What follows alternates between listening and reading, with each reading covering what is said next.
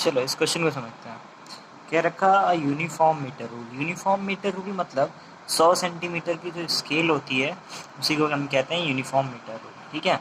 Weights 1.20 Newton, यानी एक scale है 100 सेंटीमीटर की, उसका वेट कितना दे रखा है 1.20 न्यूटन। अब देखो यूनिफॉर्म से मतलब समझना कि जो यूनिफॉर्म मीटर रूल होती है उसका जो वेट होता है वो कहाँ पर होता है, उसके सेंटर पर।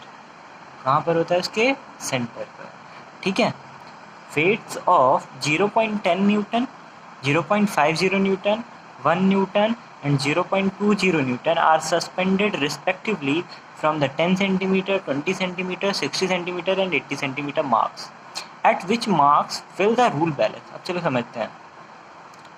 मैं एक लाइन खींचता हूँ, ठीक है, बेटर समझ में आएगा इसलिए। चलो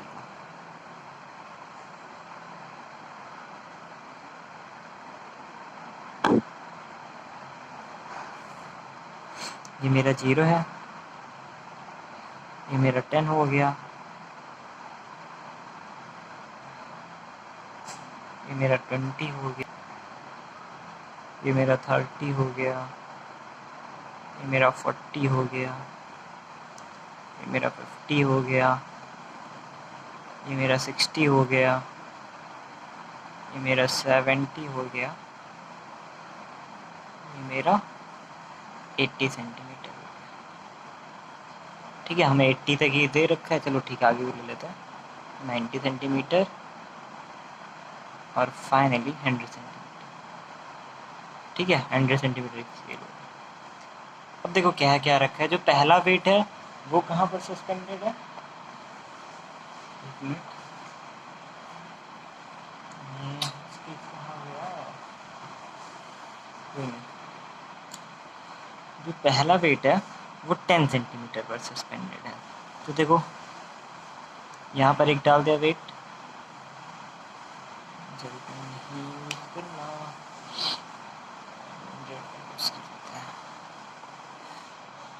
चलो यहाँ पर पहला वेट 10 सेंटीमीटर पर, 10 सेंटीमीटर पर कितना है देखो ज़रा, 10 सेंटीमीटर यानी 0.10 न्यूटन। तो इसका वेट कितना है 0.10 न्यूटन। ठीक है।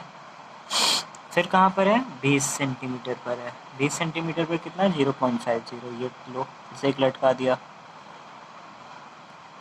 0.50 न्यूटन। ठीक है। चलो फिर कहाँ पर है, 60 पर कितना 1 न्यूटन, 60 ये रहा, और यहाँ पर भी टांग दिया एक 1 न्यूटन, हो गया 1.0 न्यूटन। फिर कहाँ पर है, 80 सेंटीमीटर पर कितना है 0.20, 80 सेंटीमीटर, 80 सेंटीमीटर 0.20 न्यूटन। ठीक है। अब देखो जरा क्या रखा है, हमें निकालना क्या, eight which marks will the rule balance. अब देखो उसमें क्या रखा है, यूनिफॉर्म मीटर रूल। ठीक है। तो उसका जो वेट सस्पेंडेड होता है वो कहाँ पर होता है, मैंने बोला था मिड पॉइंट पर, यानी 50 सेंटीमीटर पर। स्केल के मिड पॉइंट पर उसका वेट सस्पेंडेड होता है। तो ये रहा मेरा कितना 1.20 न्यूटन। ठीक। अब देखो जो मीटर रूल होती है वो अपने मिड पॉइंट के हो सकता है इधर या केवल मिड पॉइंट पर ही बैलेंस होती है। तो हमने मान लिया कि कहाँ पर बैलेंस हो रही है हमारी, 50 के आगे यहाँ पर x सेंटीमीटर पर। ठीक है। चलो अब देखो ये दोनों किस तरफ को घूमेंगे, इस तरफ को, ये दोनों किस तरफ को घूमेंगे, इस तरफ को। अब यहाँ पर अगर वो बैलेंस होगा तो हम फलक्रम कहाँ लगाएंगे, यहाँ पर।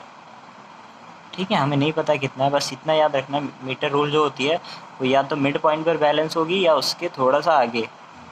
ठीक है, आस ही पास होगी, इस तरफ भी हो सकती है, इस तरफ भी हो सकती है। ठीक है, हमने मान लिया यहाँ पर है, कोई दिक्कत है नहीं। चल ठीक है, समझते हैं फिर आगे।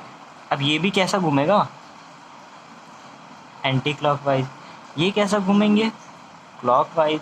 ये कैसे घूमेंगे, क्लॉकवाइज। तो सबसे पहले हम क्या निकालेंगे, anti clockwise moment of force. Formula क्या होता है, force into perpendicular distance from the fulcrum. अब जरा देखो ये डिस्टेंस निकालना है तो ये जो x है वो अगर माना हमने 50 के आगे है, 10 से तो बड़ा ही होगा, तो हमेशा बड़े वाले में से छोटे को घटाते हैं तभी ये डिस्टेंस निकल कर आएगा हमारा, क्योंकि हमें नहीं पता, हमें तो ये डिस्टेंस चाहिए ना। ठीक है, तो क्या हो जाएगा, फोर्स कितना है, वेट मतलब फोर्स ही हुआ ये, तो कितना है 0.10। अब डिस्टेंस कितना हो गया यहाँ से यहाँ तक का, x माइनस 10 प्लस, ठीक है, ये जितने वाले एंटी क्लॉक वाले हैं वो सारे प्लस होंगे। फिर अब ये वेट कितना है 0.50। अब अगर ये डिस्टेंस की बात करें तो x में से कितना हटाना पड़ेगा, 20 हटा देंगे तो ये डिस्टेंस बीच का निकल कर आ जाएगा, इंटू x माइनस 20। ठीक है, फिर प्लस का साइन। अब एक बच रहा है, कौन सा, देखो फलक्रम के इधर जो लगा हुआ है स्केल, ये भी तो एंटी क्लॉकवाइज जाएगी, तो कितना हो जाएगा 1.20 वेट हो गया इसका, और डिस्टेंस कितना हो गया x माइनस 50। ठीक है, ये क्या आ जाएगा, anti clockwise moment of force. Solve करते हैं, और तो ये 0.10 है, ये आ जाएगा 0.10x। अब माइनस का साइन, 0.10 को 10 से मल्टीप्लाई करेंगे तो कितना आ जाएगा, 1 आ जाएगा, सीधी सी बात है। प्लस 0.50 को x से करेंगे तो 0.50x आ जाएगा, सॉरी ब्रैकेट को खोल लो बस, माइनस अब 20 को करेंगे तो कितना आने वाला है, 10 आ जाएगा ना, क्योंकि 10.20 में 100 होते हैं। ठीक है, ऐसे समझा देता हूँ, 20 इंटू 5 100 होता है। अभी एक जीरो ही हो गया, एक जीरो ही हो गया, तो दो जीरो लगा दिए। डेसिमल कितनी डिजिट बाद है, 2 डिजिट के बाद, तो सीधी सी बात है 2 डिजिट के बाद हमने क्या लगा दिया, एक, हाँ बस, क्योंकि जीरो की कोई वैल्यू नहीं होती है, तो 2 डिजिट के बाद हमने डेसिमल लगाया तो कितना आ गया 10.00। ठीक है,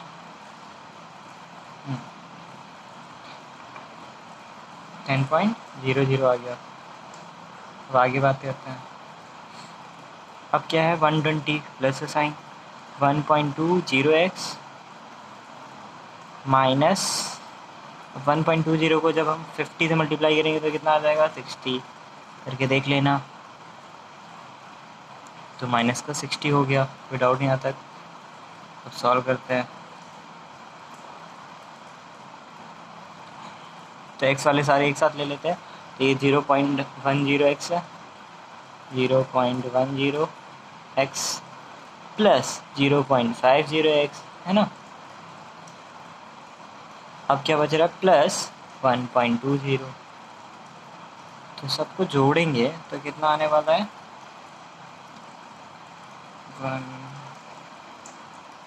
तो आएगा 1.8, तो ये आ गया 1.8x। तो देखो ये 10 है, ये -1 है, ठीक है माइनस ही है ना, हाँ, तो ये -11 हो जाएगा, और -60 माइनस का 71 हो गया आई थिंक। तो ये आ गया anti clockwise movement of force. अब इसी तरह क्या निकालेंगे, clockwise movement of force. Clockwise movement of force में क्या क्या आएगा, ये वाला और ये वाला। तो ज़रा देखते हैं, ये डिस्टेंस कितना है, 1 मतलब वेट कितना है 1.0, कितना वेट है 1.0 इंटू डिस्टेंस की बात करते हैं। अब देखो ये जो डिस्टेंस है 60 पर है, 60 हमेशा x के आगे है, तो बड़ा कौन हुआ 60, तो अब जो डिस्टेंस होगा वो क्या करेंगे 60 माइनस x। अब अगला जो वेट है वो हमारा कौन सा है 0.20, ये कैसे घूम रहा है क्लॉकवाइज, तो प्लस 0.20। अब डिस्टेंस समझ में आ गया होगा 80 माइनस एक्स, तो यहाँ पर भी लिख दिया 80 माइनस एक्स। ठीक, तो 60 इंटू 1.0 मतलब 1 ही हुआ, तो ये 60 हो गया, 1 इंटू एक्स माइनस का एक्स हो गया, 0.20 इंटू 80 तो कितना आ जाएगा 16 आ जाएगा। फिर 0.20 इंटू एक्स तो कितना आ जाएगा माइनस का 0.2x भी बोल सकते हो या 20x भी बोल सकते हो, चाहे ये लिखो चाहे 0.2 भी लिख सकते हो, क्योंकि उसके आगे जो 0 है उसकी वैल्यू नहीं है। ठीक है, अब जोड़ लेते हैं x वाले को, तो ये भी एक्स है, ये भी एक्स है, ठीक है। तो सीधी सी बात है, कितना आ जाएगा 1, ये अब सीधे मैंने बोला 0.2 है, तो 1 में 0.2 जोड़ोगे तो कितना आ जाएगा, माइनस का 1.2x। अब ये प्लस में, ये भी प्लस में, तो कितना हो जाएगा 60 प्लस 76, ठीक है। चलो अब हम जानते हैं भाई principle of moment, anti clockwise moment of force जो होता है क्लॉकवाइज मोमेंट ऑफ फोर्स के बराबर होता है। तो हमारा एंटी क्लॉकवाइज कितना आ रहा था 1.8 एक्स माइनस का 71, और ये कितना आ रहा है माइनस का 1.2 एक्स प्लस का 76। अब देखो ये इधर आएगा प्लस में हो जाएगा, उधर जाएगा तो वो भी प्लस में हो जाएगा। तो 1.8 x plus 1.2 x is equal to 76 plus का 71। तो ये कितना हो गया 2 और 0.3, 3x इज इक्वल टू, ये कितना आ जाएगा 70 70 140 147 147, ठीक है। अब ये इतना ही आ रहा था ना 2 3, ठीक है। 1.88 आ रहा है, सही है सब कुछ। एक बार चेक कर लेते हैं।